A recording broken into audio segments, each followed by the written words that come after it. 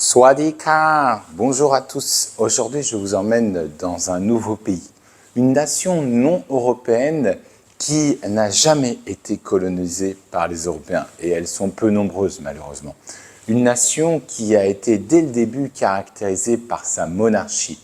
Et aujourd'hui encore, le roi précédent qui a régné jusqu'en 2016, c'était le roi qui a eu le troisième plus long règne au monde après la reine Élisabeth et Cocorico après Louis XIV. Et oui, Louis XIV est le règne le plus long au monde. Un pays qui est l'un des plus touristiques au monde. Il fait partie du top 10. Un pays qui est reconnu pour sa gastronomie et notamment pour sa consommation, entre autres, d'insectes. Un pays qui a développé son propre art martial. En fait, en 1767, lorsque Ayutthaya fut mise à sac, un des prisonniers captifs, pour recouvrir sa liberté, a mis KO 10 combattants. Impressionnés, les Birmans ont décidé de lui redonner la liberté et il a développé ensuite son art martial que l'on appellera la Muay Thai ou en Occident le kickboxing. Un pays qui est également renommé pour ses massages dont l'UNESCO a reconnu qu'il faisait partie du patrimoine culturel immatériel de l'humanité. Enfin, un pays dont la capitale a l'un des plus longs noms au monde. Il s'agit de Kontepmanankon Amonratan Kansin Maintara Ayutthaya Maidolok Fop Nafararachatani Murium Udumrachaniwet Maat Satan Namon Fiman Awatan Satik Sakatatia Vitsanukam Prasit, qui veut dire en français la cité des anges, grande ville des immortels, magnifique ville aux 9 joyaux, siège du roi, ville des palais royaux, demeure des dieux incarnés, érigée par Visvakarman à la demande d'Hydra. Eh bien, ce pays, je vous dis d'avance, Kapung Kap, merci de le visionner, il s'agit de la Thaïlande. Et si vous êtes plus intéressé par ce sujet, n'hésitez pas à regarder le reste de la vidéo.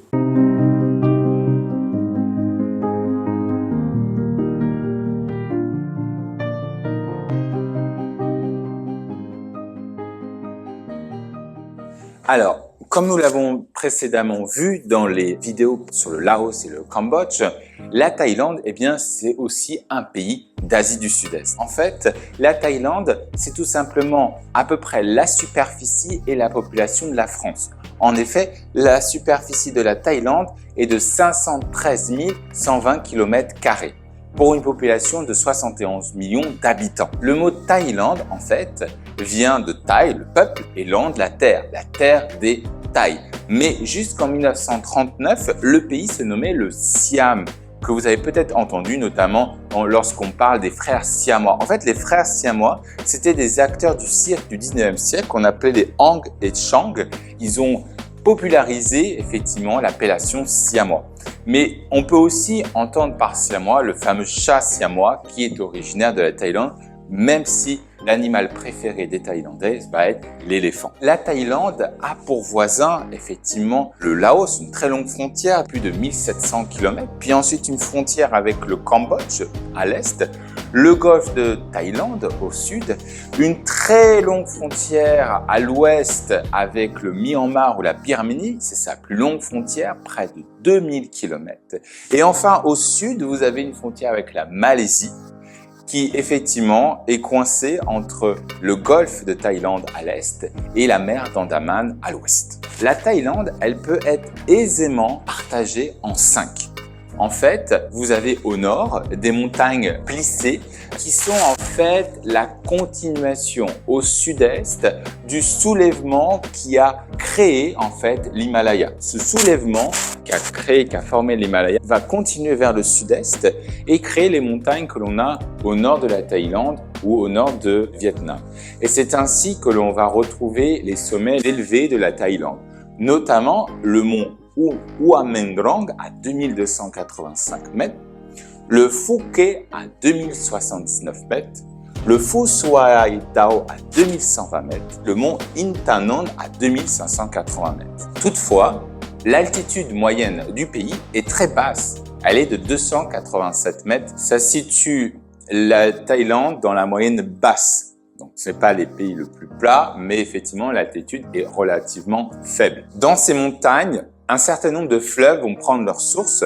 On peut notamment citer le Ping, le Yom et le Nam qui vont être importants puisqu'ils vont former en aval le Chao Phraya. Une deuxième région que nous devons signaler, c'est le nord-est de la Thaïlande. En fait, le nord-est de la Thaïlande, c'est ce qu'on appelle le plateau de Korat. Alors, le plateau de Korat, j'avais déjà mentionné lors des vidéos sur le Cambodge et le Laos.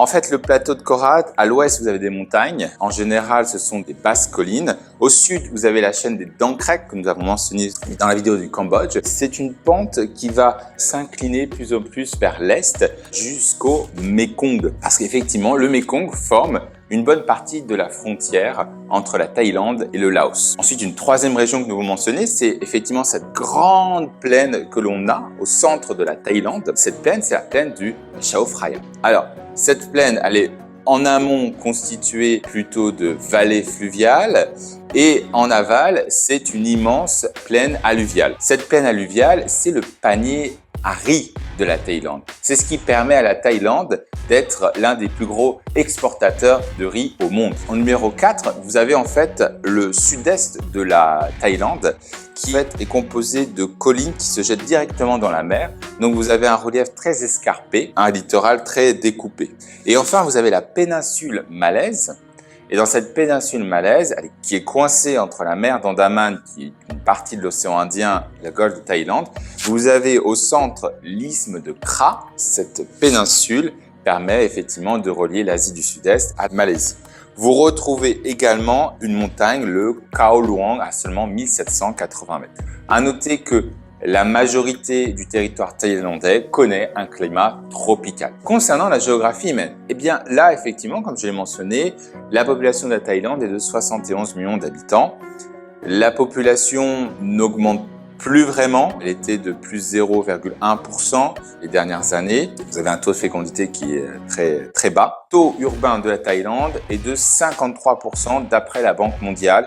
J'ai trouvé aussi d'autres chiffres, mais n'hésitez pas à mettre en commentaire pour me corriger, mais ce sont les chiffres que j'ai trouvés. Donc, en fait, vous avez des régions qui sont très urbaines et d'autres encore très rurales. Nous allons étudier dans la diapositive suivante. Alors, concernant les villes principales de la Thaïlande, bien sûr, en premier lieu, il faut mentionner Bangkok. Bangkok, c'est la capitale de la Thaïlande. C'est une agglomération de 15 millions d'habitants. Bangkok a été en fait fondée par Rama Ier en 1782, celui qui a fondé la dynastie actuelle. En fait, la capitale précédente était à Thonburi, qui est aujourd'hui aussi à Bangkok, mais qui était auparavant sur la rive ouest du fleuve. Bangkok va finalement connaître les différentes péripéties, les évolutions du pays, puisque au 19e siècle, la ville va se moderniser, elle va s'électrifier, elle va connaître les chemins de fer, par exemple. D'un simple village, elle va passer à une ville de 400 000 habitants. Et puis, au 20e siècle, on voit effectivement un boom démographique de la Thaïlande et du coup de Bangkok, qui est le premier réceptacle, la première ville qui accueille cette population. Et dans les années 80-90, c'est là que vous allez avoir un boom économique, notamment avec l'installation de grandes entreprises multinationales. Aujourd'hui, Bangkok est l'une des villes les plus touristiques au monde. Ensuite, en deuxième, d'un point de vue uniquement administratif, on considère que la deuxième ville de la Thaïlande est Nonthaburi avec 800 000 habitants. Alors en fait, Nonthaburi, c'est une ville qui se trouve aujourd'hui dans l'agglomération de Bangkok. Donc, numéro 3, ou numéro 2, comme vous le souhaitez, c'est la ville de Korat ou Nakhon Ratchasima. Korat étant le nom thaïlandais de la ville qui se situe en fait aux portes de l'Isan. L'Isan, on verra, c'est le nord-est. Alors, à la base, c'était une ville, garnison, créée par le roi d'Ayutthaya pour protéger sa frontière au nord-est. Et finalement, elle a conservé cette fonction militaire parce que les Américains ont installé une base militaire en raison de la guerre au Vietnam, qui aujourd'hui est une base militaire thaïlandaise. Mais en raison de l'ancienneté de la ville, les habitants parlent plutôt le thaï central, le thaï siamois, plutôt que le thaï laodisan. Ensuite, en numéro 4, je voudrais vous présenter Chiang Mai, qui est très connu. C'est véritablement la capitale du nord de la Thaïlande.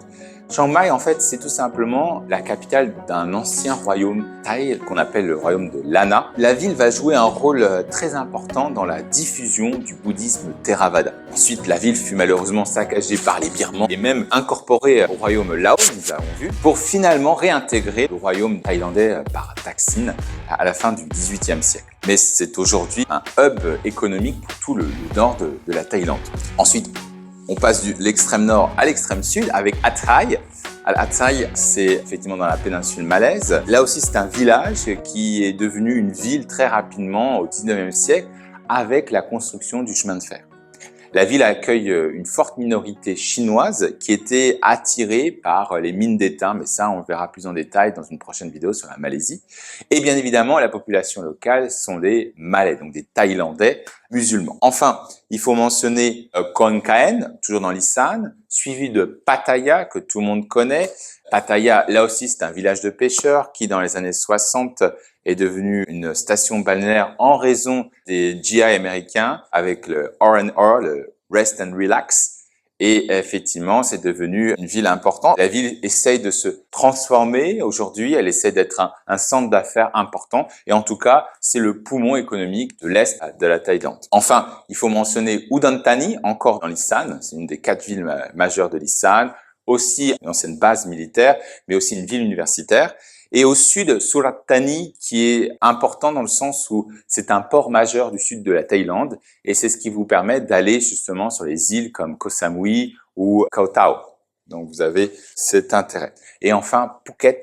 Phuket que vous connaissez, qui est la plus grande île de Thaïlande, mais aussi la plus grande île touristique et le deuxième lieu touristique de la Thaïlande. Pour la petite information, Phuket est aussi l'une des plus anciennes villes de Thaïlande. La Thaïlande est découpée en 76 provinces, que nous pouvons également découper en 5 ensembles majeurs. D'abord, le nord. Donc le nord, nous avons déjà mentionné Chiang Mai, qui est la véritable capitale, mais il n'y a pas que Chiang Mai dans le nord. Déjà, le nord, c'est une région très montagneuse. On l'a vu dans le relief. Mais qui dit montagne, en général, eh bien, dit aussi minorité ethnique. On l'a vu dans de nombreuses vidéos. Là, ici, les minorités ethniques, elles sont Kayan, Akha, Hmong, Lisu. Donc, on a différentes minorités. Mais bien évidemment, la majorité de la population du nord de la Thaïlande est thaï. Ils parlent un dialecte du nord de la Thaïlande qu'on appelle le Kamaung, mais c'est un dialecte du thaïlandais.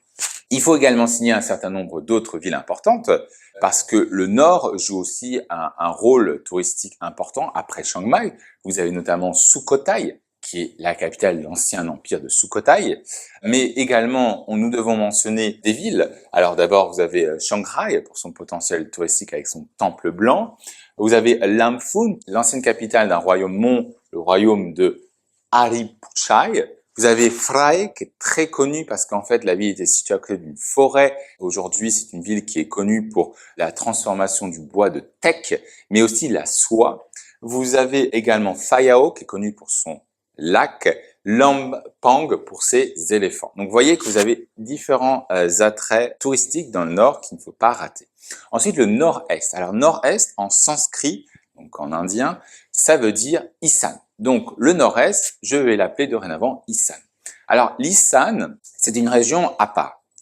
Les gens, comme je l'avais mentionné dans la vidéo sur le Laos, parlent en fait une variété dialectale du thaï qui se rapproche plus du lao que du thaï. Deuxième chose, c'est une région qui est beaucoup plus rurale, beaucoup plus agricole et beaucoup moins développée. Le taux urbain dans l'Isan est 2 fois moins élevé que dans le reste du pays. Et par conséquent, si vous voulez, les villes de l'Isan enregistrent les taux de croissance urbain les plus élevés du pays. On peut notamment mentionner Korat, Khon Kaen, Udon Thani ou Ubon Ratchathani qui effectivement voient leur population grandir. L'Isan accueille aussi des minorités ethniques. Alors les minorités ici, elles sont Khmer ou Kui puisque nous sommes proches de la frontière cambodgienne. Et au-delà de la minorité ethnique, on a aussi des vestiges Khmer très impressionnants, notamment le sanctuaire de Phi Mai et le château de Prasat Itphanondrong. Et honnêtement, c'est tout aussi impressionnant qu'Angkor. Donc, je vous encourage vivement, si vous êtes intéressé, à les visiter. Ensuite, nous avons le centre. Alors, le centre autour de la vallée du Chao Phraya, c'est véritablement le noyau économique, politique de la Thaïlande. C'est le berceau de la nation thaïlandaise. C'est là où on retrouve Bangkok, qui a un potentiel touristique important, autour d'Ayutthaya, l'ancienne capitale d'Ayutthaya, seulement à 90 km de Bangkok, pour ces singes. Les habitants de la Thaïlande centrale ont en fait adopté énormément de coutumes, de traditions en fait, venant des Khmers. C'est développé grâce aux plantations. En fait, ce qui s'est passé, c'est que le Sud-Est était resté majoritairement Khmer aussi. Et lorsque la Thaïlande a dû s'ouvrir au commerce mondial, elle a développé la plantation, différentes plantations, et elle a dû aussi développer ses infrastructures portuaires. Et c'est pour cela que vous retrouvez deux ports en eau profonde dans le Sud-Est, que sont Sataip et Laem Chabang. Un commercial, l'autre est militaire. Et donc du coup, le développement de ces infrastructures et de ces plantations ont conduit inéluctablement en fait l'immigration de populations thaï qui fait qu'aujourd'hui la majorité de la population est thaï. Enfin, vous avez l'Ouest qui est caractérisé par ses relations avec le Myanmar, la Birmanie. Cette région est notamment connue pour la construction de la chemin de fer effectué pendant la Seconde Guerre mondiale par des prisonniers de guerre immortalisés dans le fameux film Le pont de la rivière Kwai de 1957. Et enfin, vous avez le sud. Alors, vous avez deux suds. Vous avez d'abord le sud qui est proche de Bangkok, autour de Nakhon Sin Thammarat, qui est un ancien royaume historique qui va être intégré par Taksim à la fin du XVIIIe siècle.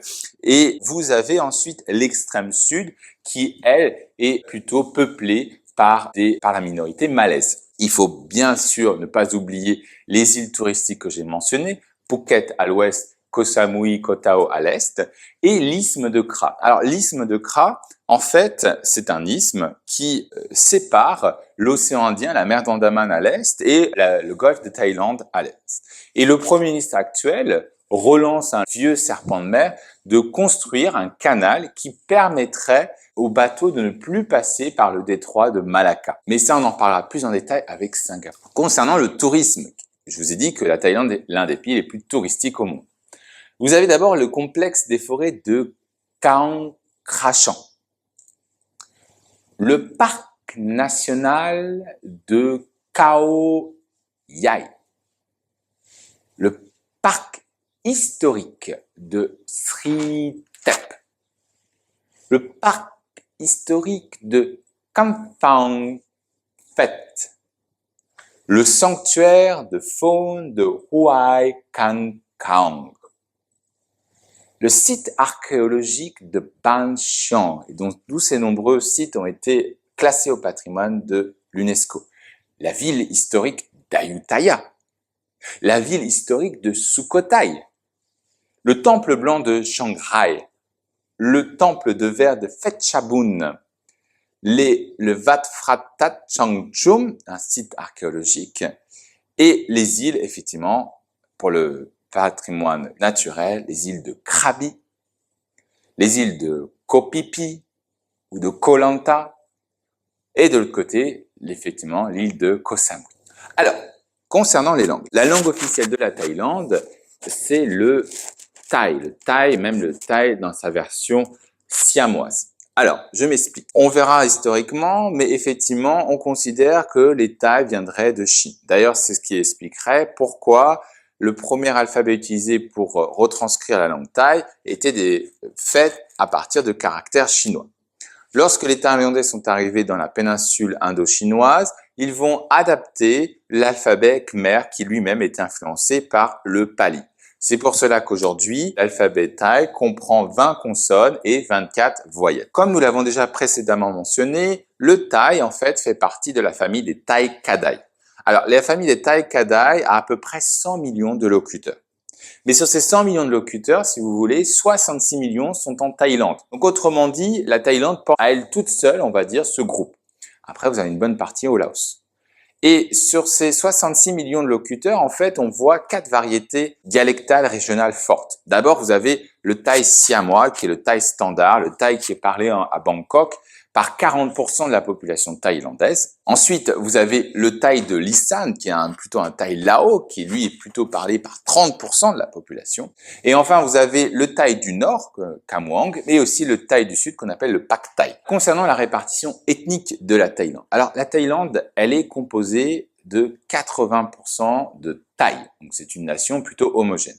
Et vous avez une forte minorité chinoise. 10% de la population thaïlandaise est chinoise. Vous retrouvez énormément d'hommes d'affaires, d'hommes politiques qui sont thaï-chinois. Mais les Chinois ne parlent plus chinois, ils parlent thaï, ils ont été complètement assimilés. Et enfin, vous avez des minorités, les minorités khmer, par exemple, à l'est, les minorités malaises au sud, qui est une minorité musulmane, et puis vous avez des migrants, on peut penser notamment aux Birmans. Alors, comment peut-on expliquer cette situation linguistique? Et bien sûr, c'est l'histoire qui va nous répondre à cette question. Alors, comme nous l'avons déjà vu précédemment, l'Asie du Sud-Est est en fait un lieu d'échange entre deux pôles que sont la Chine au nord-est et l'Inde à l'ouest. Alors, effectivement, il n'y avait pas de recensement officiel, mais on considérerait que approximativement la moitié de l'humanité résidait dans ces deux pôles, l'Inde et la Chine.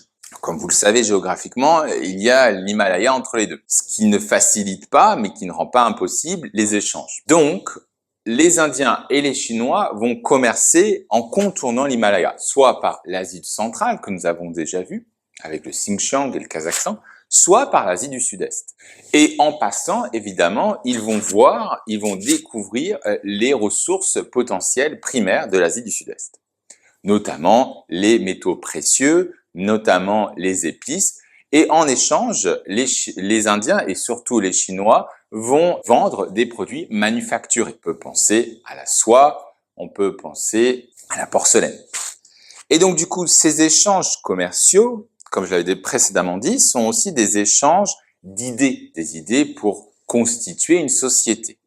Et c'est ainsi qu'au début de notre premier millénaire, on va voir apparaître la civilisation du Funan, donc qui est plutôt une civilisation, une confédération de cités-États qu'un royaume, qui est très fortement influencé par la Chine et par l'Inde. Funan qui sera ensuite remplacé au 5e siècle par le Shenla de l'eau ou Shenla de la terre, comme nous avons également évoqué. En parallèle, il faut également mentionner le peuple Mons. Alors, le peuple Mons est un peuple austro-asiatique, c'est-à-dire qu'il est très proche des Khmers, mais il vient à la base de l'ouest de la Chine. Ils ont pénétré le territoire thaïlandais au début de notre premier millénaire. Et ils ont profité des échanges commerciaux, notamment avec l'Inde, pour justement adopter, puisque vous avez des missionnaires qui sont arrivés, pour adopter le bouddhisme. Et le peuple Mon, M-O-N-S, va être le premier peuple d'Asie du Sud-Est à adopter le bouddhisme. Et ça va être très important, ils auront un rôle considérable puisqu'ils vont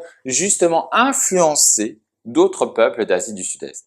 Les Birmans, les Thaïs et les Khmers. Et donc aujourd'hui, ces peuples sont bouddhistes grâce aux Mon. Donc les Mon, en fait, ils vont pénétrer, ils vont constituer des petites principautés. Là aussi, on ne peut pas parler de royaume, on va plutôt parler de confédération, de cités. Et cette civilisation, on va l'appeler la Dvaravati. Donc cette civilisation va jouer un rôle très important de transmission des valeurs bouddhistes, autres, indiennes, aux peuples qui vont les succéder. Mais effectivement, ils ne vont jamais constituer une force politique importante et au contraire vont devenir des vassaux de l'Empire Khmer à partir du Xe siècle. Alors, on parle de la Thaïlande. Où sont les Thaïlandais? Alors là, vous avez trois versions. D'abord, la version, on va dire, dominante, qui était de considérer que les Thaïs venaient de Chine et qu'à partir du Xe siècle, ils sont arrivés dans la péninsule indo-chinoise. Une autre théorie, d'autres scientifiques pensent, à l'instar de Laurent Sagard, qui est un sinologue réputé, que en fait, avant d'être en Chine, les Thaïs étaient en Taïwan et en fait, au lieu d'être Thaï Kadai, en fait, ils seraient austronésiens, au même titre que les Malais ou les Philippins, et qui sont arrivés ensuite en Chine et qui ont adopté les mœurs, les coutumes chinoises. Mais à l'origine, ils seraient un peuple austronésien. Et enfin, Troisième pensée, ce sont plutôt les anglophones qui, eux, considèrent que Thaï viendrait du nord du Vietnam. Donc, je vous laisse en commentaire me laisser vos impressions, n'hésitez pas. En tout cas, ce sont les trois grandes théories que j'ai trouvées. Mais quoi qu'il arrive, à la fin du premier millénaire, les Thaïlandais, que ce soit de l'ouest de la Chine ou du nord du Vietnam, arrivent progressivement en Thaïlande. Au XIe siècle, ils vont constituer démographiquement la majorité, ils vont assimiler les populations monstres. Et au XIIe siècle, comme on l'a vu avec le Laos, ils vont constituer des petites principautés sous, bien sûr, la suzeraineté de l'Empire Khmer qui demeure la puissance dominante. Les peuples thaïs, si vous voulez, c'était des peuples qui vivaient de la riziculture de subsistance. C'était des peuples qui avaient domestiqué le buffle d'eau. C'était aussi des peuples pour qui le statut social de la femme demeurait élevé. Donc là, on voit aussi que ce qui est très intéressant, c'est que certes, ils ont assimilé des normes, des coutumes indiennes, chinoises, mais ils ont gardé également les leurs. Ils n'ont pas tout assimilé. Et notamment, le statut social de la femme, c'est effectivement l'un des caractères propres au peuple thaï. Vous avez également la pêche et la cueillette. Donc, à partir du XIIIe siècle, ces petites principautés vont s'agglomérer autour de l'empire de Sukhothai qui va demeurer pendant 200 ans, du XIIIe au XVe siècle.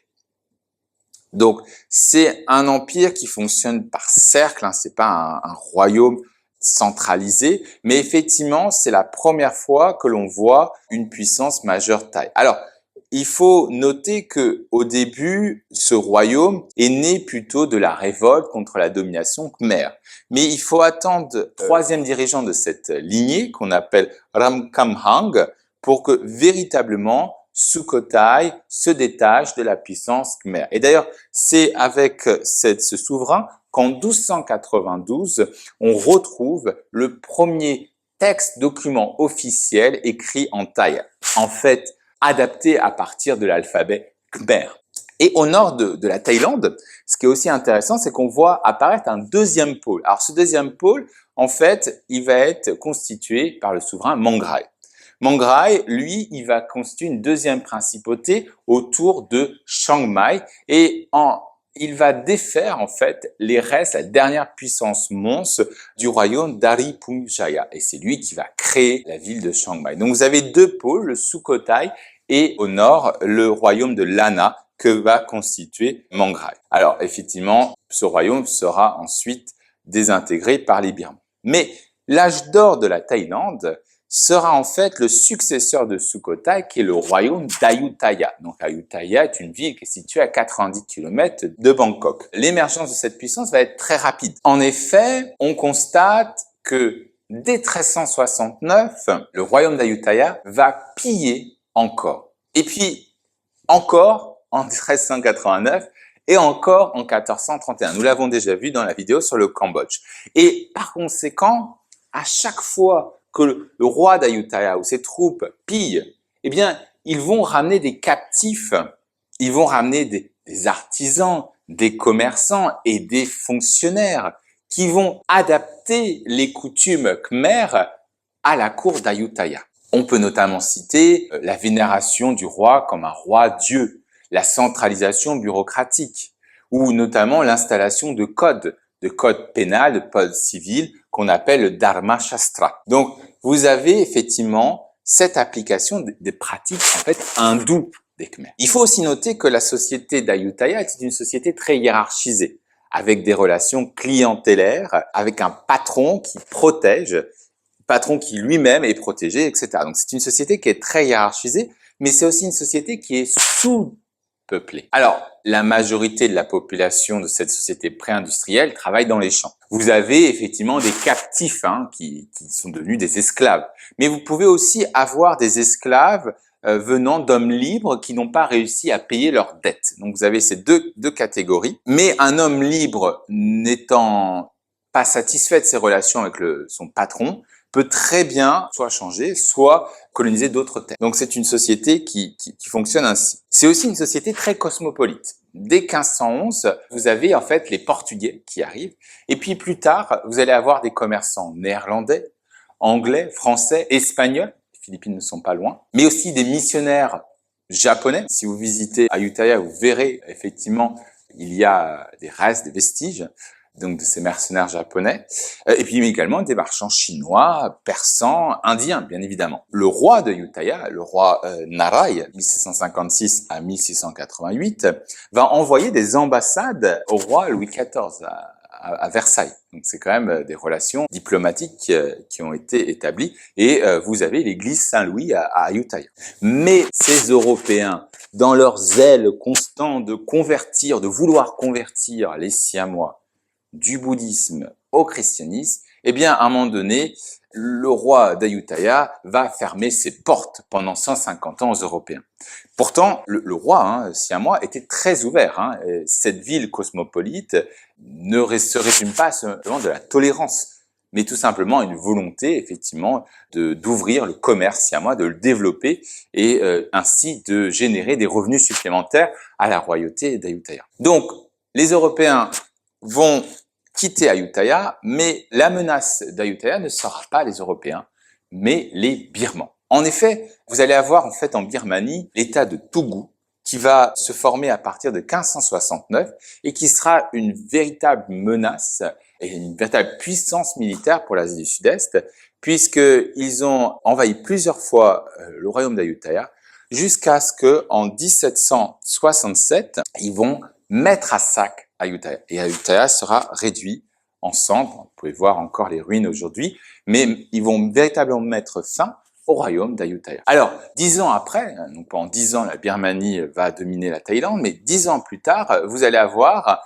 un valeureux et énergique général qui sera Thaksin. Donc Thaksin va justement repousser les Birmans de la Thaïlande et il va accroître son royaume en étendant les frontières à peu près ce qui ressemble aujourd'hui à la Thaïlande et au Laos, et une partie du Cambodge. Et il va installer sa capitale non plus à Ayutthaya, mais à Thonburi, donc qui est sur le rivage ouest, qui est beaucoup moins accessible, donc beaucoup plus défendable vis-à-vis des Birmans, et mieux situé sur les routes commerciales. Mais la santé mentale déclinante de Thaksin, qui est toujours considéré comme un héros national, va conduire Chakri, ou Rama Ier, à le destituer et à fonder la lignée royale actuelle. Donc, on arrive à la période contemporaine, on arrive à Rama Ier. Alors, Rama Ier, il va déménager la capitale de Thonburi à Bangkok actuelle.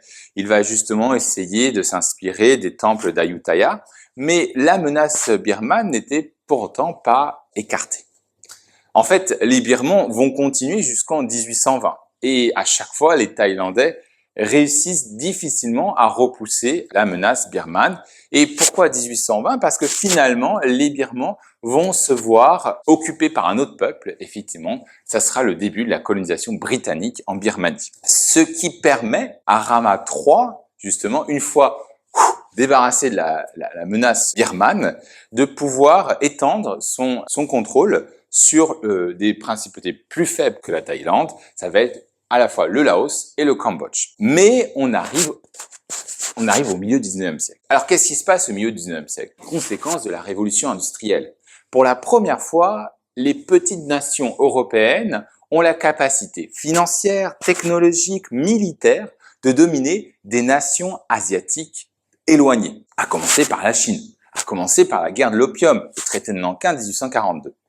Et donc, cette domination européenne, premièrement britannique, mais ensuite les autres nations vont la rejoindre, va s'exercer sur les autres nations, et notamment sur la Thaïlande. Alors pour la Thaïlande, ça sera le traité de Bowring de 1855, qui va en fait concrétiser la domination britannique sur la Thaïlande. Toutefois, la Thaïlande demeure indépendante. Donc les Britanniques, qu'est-ce qu'ils demandent ? Eh bien, ils demandent l'abolition des droits de douane, donc le libre-échange, ce qui effectivement permet de créer un débouché pour les produits manufacturés britanniques contre les matières premières thaïlandaises. Donc, c'est effectivement un véritable choc économique pour la Thaïlande, parce que la plupart des revenus du royaume siamois c'était en fait les droits de douane dans les sociétés pré-industrielles. Et là, tout d'un coup, on voit abolir ces droits de douane. Il y a aussi d'autres revenus, hein. Mais effectivement, cette abolition va jouer un rôle considérable. Donc, les Siamois vont devoir s'adapter à cette nouvelle donne et ils vont effectivement constituer des plantations de riz. Ils vont essayer de réorganiser les canaux pour exporter ces matières premières et finalement commencer à développer une économie qu'on appelle agro-exportatrice, c'est-à-dire qui est fondée sur l'exportation de ces matières premières. C'est ainsi que le royaume va se développer, notamment sous Rama IV dit Mongtut. Mais effectivement, même si Rama IV et son successeur Rama V est l'un des plus brillants souverains thaïlandais, ils n'ont pas la force de justement s'opposer à la puissance occidentale. Et justement, les Français, d'abord, on a vu en 1893, vont mener une bataille, une guerre, la guerre franco-siamoise, et en 1907 vont récupérer des territoires à la fois au Laos et dans l'ouest du Cambodge. En 1909, les Anglais vont également redéfinir le traité de Boring 1855 par un autre traité anglo-siamois qui met fin à la suzeraineté siamoise sur les sultanats malais, que l'on verra plus en détail en Malaisie. Mais il faut noter quand même le règne très énergique de ces deux rois, Rama IV et surtout Rama V, qui vont véritablement impulser des réformes et sauver finalement la Thaïlande. Certes, ils doivent effectuer des concessions territoriales aux Français et aux Britanniques, mais de l'autre, ils vont effectivement aménager un certain nombre de réformes. Et puis, les Britanniques vont également changer de fusil d'épaule. Pourquoi? Parce que lorsque les Français sont arrivés en Indochine, ils ont compris qu'effectivement, il valait mieux avoir la Thaïlande comme alliée plutôt que de l'annexer et avoir une frontière directe. Donc, la Thaïlande va être un État tampon, mais le règne énergique va conduire justement à un certain nombre de réformes, notamment le fait que la bureaucratie va être centralisée, la collecte des impôts, des recettes sera plus systématique, l'esclavage va être aboli, un système judiciaire moderne va être imposé, un système d'instruction également moderne sera implanté et vous allez finalement avoir Rama V qui est véritablement à l'origine de la construction de l'État thaïlandais moderne. Et ce qui fait qu'on arrive au début du XXe siècle où, au fur et à mesure, la Thaïlande va s'intégrer dans le concert des nations. Elle va participer, par exemple, à la Première Guerre mondiale aux côtés des Alliés. Mais le règne un peu dispendieux de Rama VI va conduire à un certain nombre de difficultés pour son successeur, Rama VII, qui, couplé à la Grande Dépression, va conduire en 1932 à un changement constitutionnel. Alors, Rama VII n'était pas prédestiné à être roi, mais effectivement, le mécontentement populaire vis-à-vis de la gestion de la royauté, qui est encore une monarchie absolue, va conduire, avec l'appui de l'armée, à la première constitution thaïlandaise de 1932. Donc en 1932, les monarques thaïlandais, monarchie constitutionnelle. Mais ce rôle accru de l'armée est important. Donc vous voyez qu'elle a été créée justement face aux appétits britanniques et français, mais même si ensuite elle va pas jouer un rôle important en termes d'invasion, elle va voir son rôle important. On va voir par exemple après la Constitution que son budget militaire va être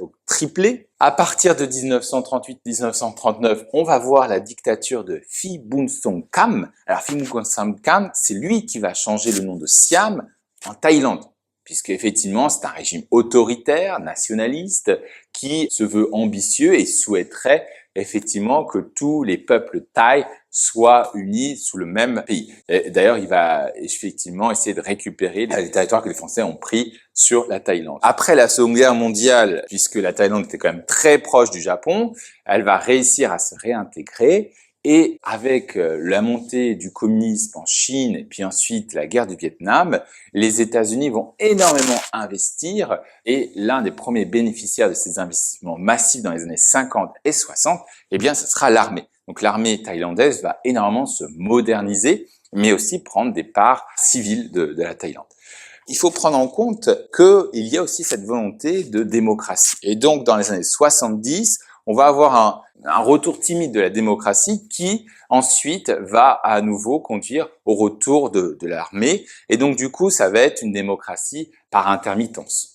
Et finalement, depuis 1932, on a eu plus de 17 constitutions en Thaïlande et plus de 19 coups d'État. Donc effectivement, ça va engendrer une certaine instabilité politique qui ne contraint pas, par contre, le boom économique. Donc, en 1992, on va voir enfin le retour, l'avènement de la démocratie. Et parmi les constitutions, la constitution de 1997 est la plus aboutie en termes de droits pour les Thaïlandais. Et à partir de 2000, on va avoir l'avènement d'un nouveau leader politique. Mais avant cela, il faut d'abord mentionner que la Thaïlande est membre de l'ASEAN et c'est un membre fondateur depuis 1967 suite à la déclaration de Bangkok et que la Thaïlande est également membre de l'OIF, un membre observateur. Et en fait, la francophilie de ce pays est largement due à Rama IX, qui est le troisième plus long règne au monde, puisqu'il a régné de 1946 à 2016. Et lui et sa sœur, en fait, ont suivi leur éducation en Suisse romande, d'où leur francophonie. Et la sœur du roi a énormément contribué au développement de la francophonie en Thaïlande, qui est l'un des pays du coup d'Asie du Sud-Est les plus francophones. On arrive du coup début des années 2000 où on voit effectivement émerger un leader politique qui est Thaksin. Alors Thaksin, c'est justement un Thaï chinois qui va être décrit par certains un populiste, comme quelqu'un de corrompu, mais pour d'autres, il sera considéré comme celui qui a institué la sécurité sociale, le salaire minimum. Et de 2001 à 2006, il va conduire les affaires du pays, jusqu'à ce qu'il y ait un coup d'État. En effet, ayant le soutien populaire, il pensait peut-être pouvoir renverser la suprématie, l'élite royale et militaire. Donc les militaires vont effectuer un coup d'État qui va entraîner des élections en 2007 et surtout en 2008, remportées également encore par le parti Thaksin. Ces résultats seront invalidés par la Cour constitutionnelle qui va encore provoquer d'autres protestations en 2010, avec de nouvelles élections en 2011. Ne pouvant pas se présenter, eh bien c'est la sœur de Thaksin qui va remporter les élections, qui va devenir Premier ministre, première chef d'État du pays de 2011 à 2014, avec un nouveau coup d'État et l'instauration de la constitution actuelle. Donc la constitution actuelle a été faite par l'armée. Et donc du coup, c'est une constitution un peu déséquilibrée, puisque c'est seulement l'armée qui a le droit de nommer les sénateurs. Finalement, en 2023, on a de nouvelles élections remportées par, entre autres, le parti de Thaksin, mais aussi d'autres partis. Et là, ce sera la fille de Thaksin qui représente. Et Thaksin Shinawatra qui va revenir en Thaïlande, va faire 6 mois de prison. Et il y a 2 mois, il est sorti de l'hôpital prison. Alors, en termes d'économie, comme j'ai expliqué, la Thaïlande était jusque dans les années 60 un pays qui a adopté un modèle agro-exportateur. Donc, il exporterait principalement ses matières premières. Et ensuite, elle va évoluer vers un modèle industrialisant, notamment la fabrication de textiles, de biens de consommation, de composants. Il faut savoir qu'entre 1963 et 1997, l'économie thaïlandaise est l'une des économies qui connaît les plus forts taux de croissance. On a expliqué pourquoi. Ainsi, le taux de croissance le plus bas est de 4%, le taux de croissance le plus haut est de 13% en 1988. Tous les taux de croissance sont entre 4 et 13%. Donc on voit effectivement un boom économique très important qui est marqué par une société très militaire, qui est marqué aussi par une explosion démographique, un exode rural qui alimente effectivement les industries et les usines. Et puis, à la fin des années 90, on voit que cette économie qui dépend énormément des investissements étrangers va se relâcher puisque finalement, vous allez avoir une baisse soudaine de la monnaie nationale de Thaïlande, qui est le baht, et qui va déclencher une véritable crise financière. Alors, par exemple, le PIB de la Thaïlande avant la crise financière est de 183 milliards et il va chuter à 113 milliards. Donc, c'est-à-dire qu'il va perdre 40% de son PIB. Donc, c'est énorme cette crise et il va falloir attendre 2005 pour que le PIB de la Thaïlande soit à nouveau celui avant la crise. Donc, ça a été une crise très importante qui va se propager dans le reste de la région. Mais depuis 2000, on constate en fait ce taux de croissance et on voyait que ce PIB passe de 126 milliards à 496 milliards. Donc on voit une augmentation presque multipliée par 5. Où vous voyez qu'en 2000, le PNB par habitant des Thaïlandais est seulement de $2000 et aujourd'hui, il est de $7000. Donc on voit une augmentation. Mais en fait, derrière cette augmentation, on voit surtout une croissance en dents de scie. Effectivement, on peut constater qu'une économie qui va récupérer d'abord la crise asiatique, mais qui va ensuite, une fois à peine récupérée en 2005, elle est confrontée en 2008 à la crise économique de 2008. Puis ensuite, on voit, en raison de l'instabilité militaire, des variations au niveau des taux de croissance. Et enfin, vous avez le Covid. Donc effectivement, c'est une augmentation, mais qui se fait de manière inégale. Alors, par secteur, qu'est-ce qu'on constate? On constate effectivement que 8% du PIB, c'est-à-dire les 2 tiers des exportations jusque dans les années 80, étaient issus du secteur primaire, puisqu'on a dit une économie agricole. On peut citer notamment le riz, le caoutchouc, le café, la canne à sucre. Et la production de tabac qui, elle, a diminué en raison de la faible consommation maintenant, ou la baisse de la consommation. Parmi ces secteurs, maintenant, c'est le secteur secondaire, comme on a vu, le textile, la fabrication de produits électroniques. Et aujourd'hui, la Thaïlande est aussi un exportateur d'automobiles. Parmi ces exportations aujourd'hui, les machines, les produits chimiques, les équipements de télécommunications, les véhicules et les vêtements. Enfin, le secteur tertiaire, vous voyez que maintenant, c'est 56% de l'économie thaïlandaise, c'est quand même très important. Effectivement, Bangkok est une place financière, vous avez également le commerce et services, mais effectivement, on peut noter le tourisme, puisque 12% du PIB thaïlandais dépend du tourisme. Parmi les grands groupes du pays, nous pouvons mentionner d'abord le Shaolin Pop Funk Group, le CP Group, qui est l'un des plus grands groupes conglomérats thaïlandais, qui va opérer dans différents secteurs comme l'agroalimentaire, la vente au détail, l'immobilier, les télécommunications et la finance. Vous avez PTT Public Company Limited, qui est la plus grande entreprise énergétique de Thaïlande, qui opère dans l'exploration, la production, le raffinage et la distribution de pétrole et de gaz naturel. Vous avez Siam Cement Group, qui est un conglomérat dans des secteurs de la construction des matériaux de construction, de la chimie et de l'emballage et de la distribution. Enfin, on peut mentionner Bangkok Bank ou Thai Airways. Concernant la culture, d'abord, on peut mentionner Sun Tan Phu, dont l'épopée de 30 000 vers, qui est Phra Afan Mani, le nom du personnage principal, est l'œuvre littéraire la plus connue du pays. On peut citer d'autres écrivains comme Nawara Phongphaibun, Angkar Kalaganampong, qui a remporté notamment le prix du meilleur poète et écrivain ancien en 1986, ou la poétesse Shiranan Pitfricha, dont ses poèmes ont été meilleurs nommés poèmes en 1981 et en 1990. Meilleurs poèmes par peine. On peut également citer Quatrit Framod, qui a écrit le roman Si Finding, qui veut dire Les Quatre Règnes, qui a été publié pour la première fois sous la forme d'un feuilleton dans le journal Siam Rat en 1953 et qui est probablement le roman thaïlandais le plus vendu de tous les temps. On peut enfin signaler qu'une grande partie de la littérature contemporaine, c'est surtout des questions d'amour, les Thaïlandais adorent ça, ou la famille, mais que d'autres essayistes essaient également de s'engager sur des questions d'inégalité sociale, d'exploitation sexuelle ou de corruption politique.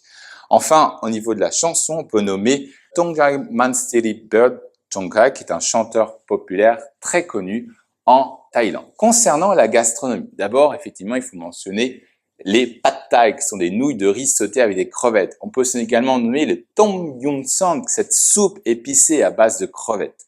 On peut nommer le curry vert de poulet, le kaong keum wan gai, qui est avec du curry, effectivement, comme son nom l'indique. La fameuse salade de papaye verte, le sam tam, que tout le monde, je pense, connaît. La soupe de poulet au lait de coco, le tom kai kai. Le porc au basilic, le pat crapaud mou. Le curry rouge, qui est le gaon dang. Le riz frit, qui est le khao pat, la lap kai, qui est en fait une salade de poulet épicée, et bien sûr le mango sticky rice, qui est très connu, ce dessert thaïlandais dont je sais que vous savourez. Concernant le sport, alors effectivement, il faut parler du Muay Thai. La Muay Thai, en fait, c'est une boxe, c'est un sport traditionnel développé notamment après le sac d'Ayutthaya. Vous avez un captif qui va justement mettre KO 10 combattants et pour recouvrir sa liberté, en mettant 10 combattants, il va pouvoir développer ce sport. Vous pouvez toucher n'importe quelle partie du corps sauf la tête.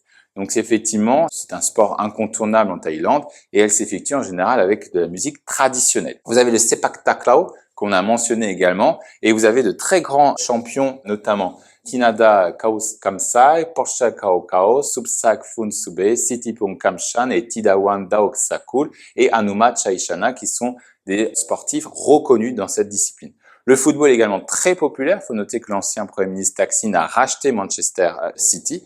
Le pays a également accueilli 4 fois les Jeux asiatiques, 66, 70, 78 et 98, et qu'elle a participé aux Jeux olympiques depuis 1952. Alors, c'est intéressant, sur les 33 médailles, 40% viennent de l'haltérophilie féminine, 40% bien sûr de la boxe, et enfin, vous avez le taekwondo, où il faut mentionner un certain nombre d'athlètes, Manus Bonjumung, Somi Jonggoor, Somluk Kamsing, Winjan Polid et d'autres encore.